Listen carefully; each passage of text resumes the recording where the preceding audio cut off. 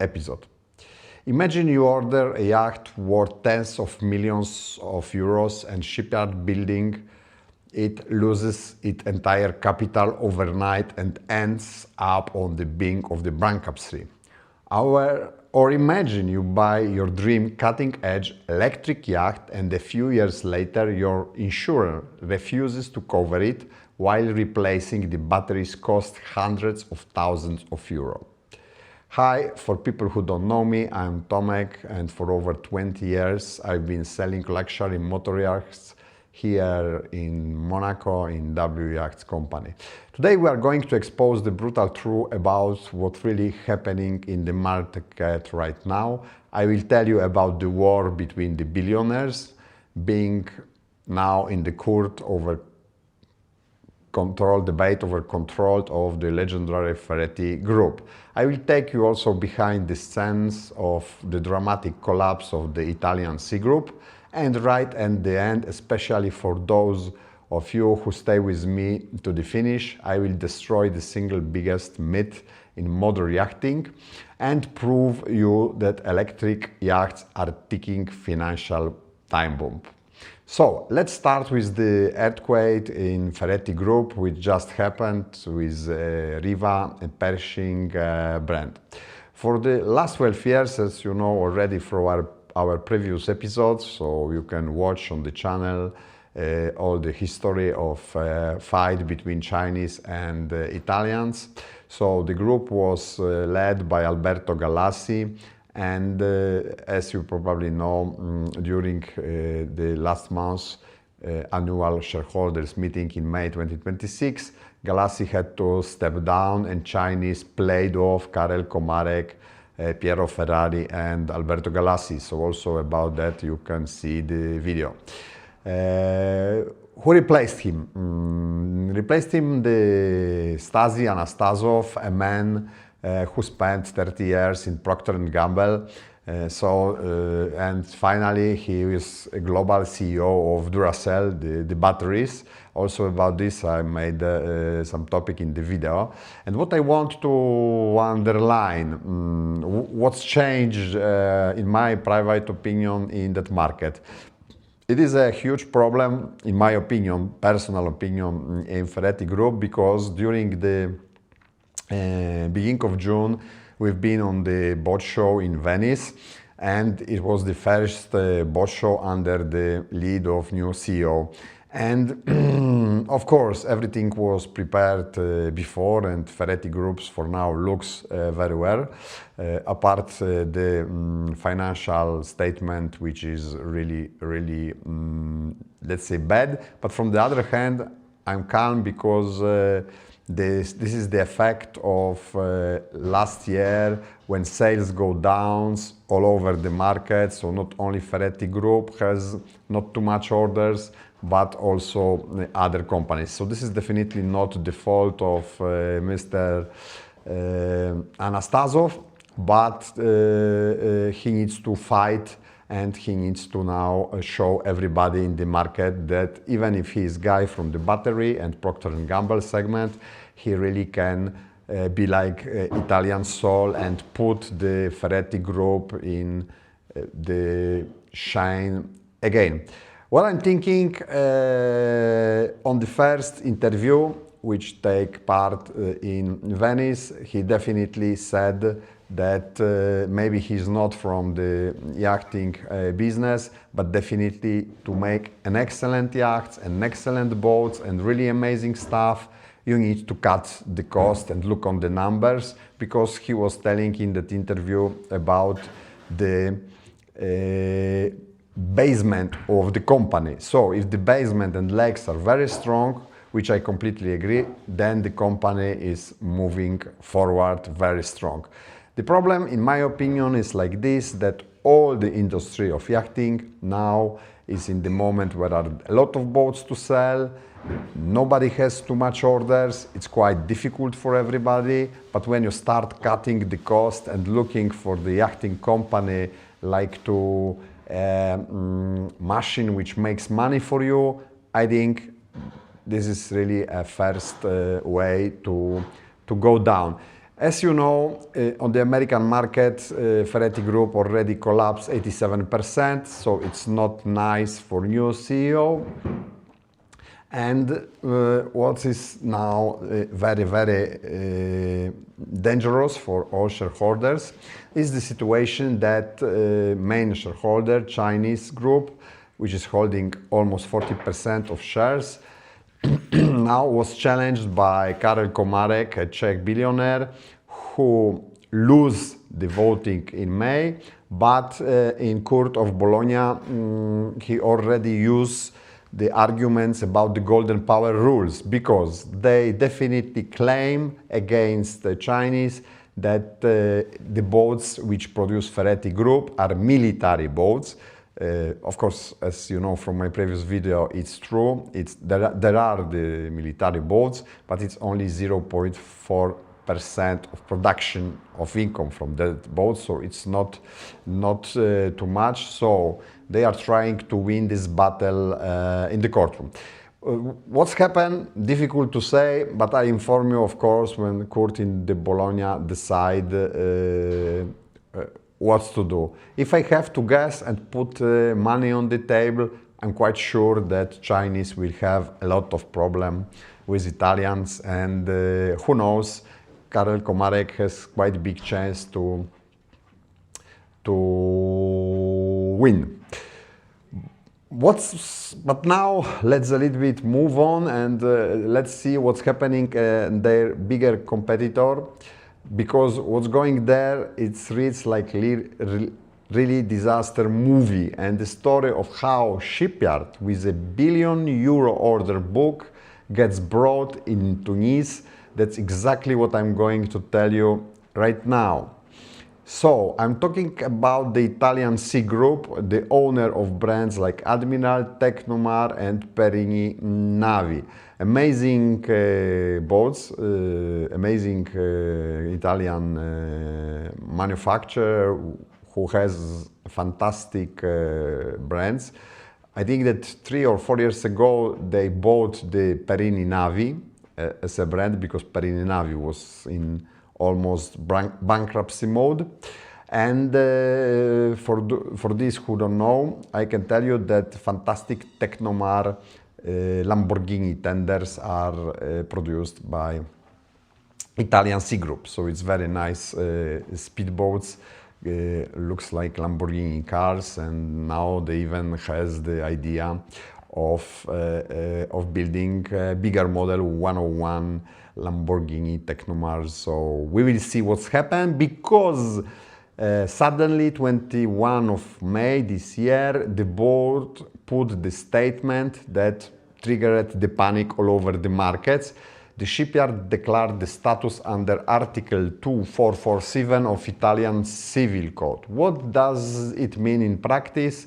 It means enormous uncontrolled losses had completely eaten through their equity, pushing it below legal minimum, which in Italy is €50,000. So in normal words, it means that the big multi-million company declares that they have no more money because they have less than €50,000. What is the reaction of the stock?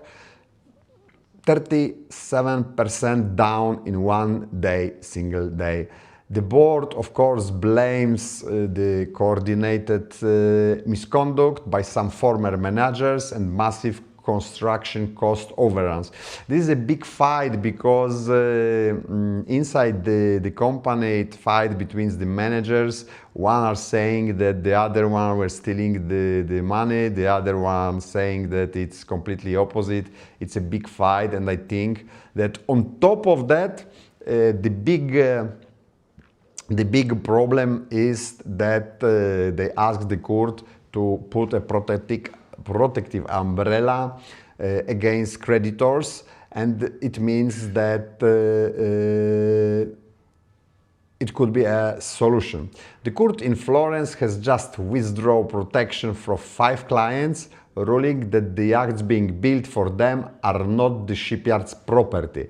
So this means that those millionaires can now tear up their contracts and walk off the sinking ship.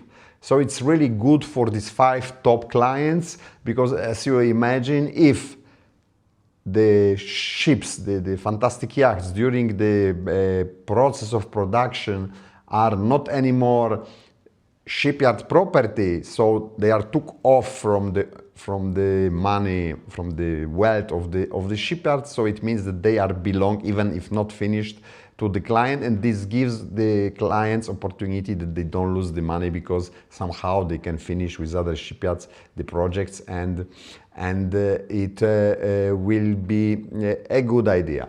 Last week, rumors spread through the market straight away that Ferretti will take over the falling TSG Group, but in June Ferretti put out a hard statement: we are not in any negotiations.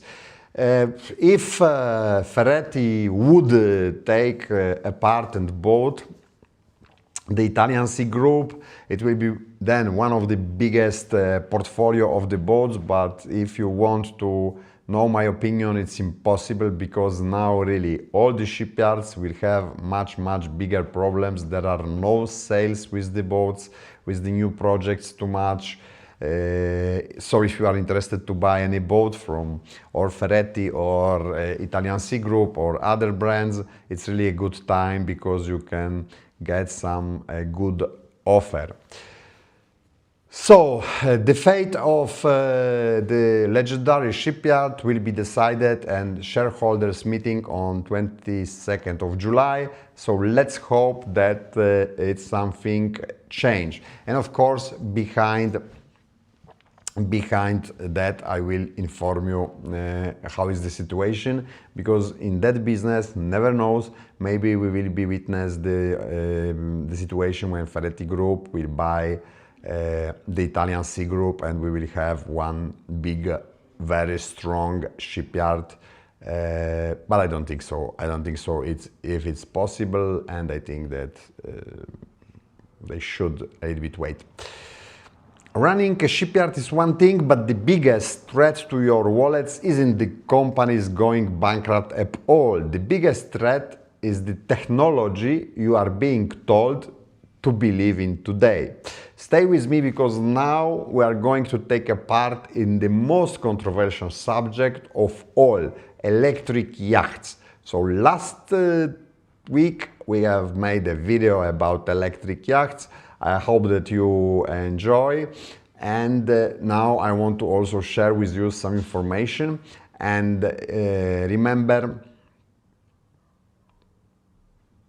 remember how I told you that new Ferretti CEO come from the Duracell? This is the perfect moment to answer a comment from one of you. In my opinion, electric power is not the answer for the yacht. It's hard to imagine how much you have to pay to replace these batteries, because this is quite very good question. Probably you remember that even if you have a small yacht, probably you have a 10 to 12 batteries like in the car, and you need to spend almost few thousand euro or dollars to replace them after the season. And also there is another problem, because you don't use the batteries like in the car, so you don't charge them, you don't maintain all the time, because on the smaller boats, probably a half of the season, half of the year where is no season, the batteries are not charged, not maintained, so it's not give you any positive thing. So I want today to demolish the 3 biggest lies of the electric yacht salesmen are feeding you. So lie number 1 is battery lifespan. The shipyards promise you 10 to 15 years of life from your certified lithium batteries, LiFePO4, but they test them in laboratory. So the warranty, the information which they give you is just the theoretical one, which they don't take. They don't take under the consideration that marine environment, so a lot of salt, humidity, and hull slamming waves generating a big force, it destroys those cells dramatically. When the moment comes to replace 200 kilowatts bank built inside the hull, the cost of the batteries alone plus the labor will completely wipe out the residual value of the yacht. So you are buying a ticking financial time bomb. Number two, which my opinion is really interesting, is insurance and safety. Here is the phenomenon called thermal runaway. When lithium battery is damaged or overcharged, it starts burning at enormous temperature and produce its own oxygen. So you cannot put it out with ordinary water. The giant fire on the carrier Felicity Ace, the insurer panicked. Today, if you have got a huge bank of batteries on board, or you are buying a converted yacht, you might simply not get policy at all, or you will pay a fortune for it, because the truth is like this, you know, even from smartphones or from other electronic devices, that if it starts to burn, you will have a really big fire, and you can still remember that boats are made from GRP, so mostly on the end of the day you have a big fire, and the insurance company already know it, so they will really stop with the making insurance, because or they ask you to pay a lot. And line number 3, called, let's say, charging included, because you have a solar panel, and it's very good way thinking that you use the yacht in the middle of the sea where is the sun. But the truth is that to charge electric yacht 60 to 80 feet long, you need infrastructure in the marina that looks like a small factory. So it's not a charger like a car charger on the benzene station when you can quick time charge it. So 90% of marinas in Europe do not have this kind of power. Cold ironing on the megawatt scale will simply blow the fuses along the entire pontoon and even entire marina. So what actually makes sense today? Honest engineering makes sense. Smart hybrids make sense. I said that, for example, the Azimuth 7C deck is amazing idea of using electricity on board. Also, the Princess model, where a big battery are used mostly for a hotel mode during the anchor, so you can get 8 hours of silence, and then you have really good idea of using the electricity to support engines, diesel engines, and finally you lose less power. And I think that using this less power is giving you an opportunity to save money on the fuel. If you are still interested and you hear this first time, you can see our episode about electric yachts. I think that we tell about everything. And just to underline one topic, mostly we were talking then about electric motor yachts, not sailing yachts, because sailing yachts is a different story, different hull, type of hull. And this is really a really nice thing. Today also I would like to tell you something about the Polish project of electric boat, which is a day boat, and in my opinion it was quite nice, but finally the constructor don't want to meet with me and don't want to share an interesting information, so I skip it. To sum up, the yacht market has stopped forgiving the mistakes. This is the main conclusion. Whenever it's investing in, collapsing shipyards or buying unproven electric toys. If you don't want to lose hundreds of thousands of euros, you need to know what to watch out for. You will find the links below, and you can always ask a free consultation with me, so I can tell you much more where you should focus and what are the good options on today's market. And if this last subject, electric yachts and batteries, got you hooked and you want to see the pure mathematics, why 1 kilogram of diesel is worth of the equivalent of 60 kilogram of batteries, then click the video showing on your screen right now. It's called Why I Never Buy an Electric Yacht. I break that whole problem down to its absolute fundament there. So click the video, subscribe to channel, and put your comments, what you are thinking, and see you on the water.